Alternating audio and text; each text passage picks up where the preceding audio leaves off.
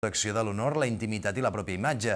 Així s'ha expressat en reiterades ocasions des de l'Associació de Professionals de la Comunicació. I avui s'ha plasmat en l'edició en paper d'un dels 4 diaris del país.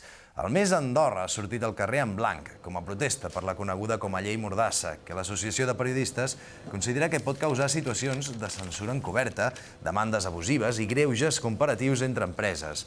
Tampoc no hi apareixen notícies ni SMS dels lectors, i el diari justifica perquè diu que la futura llei preveu que el mitjà sigui responsable solidari de les informacions i opinions que s'hi publiquin.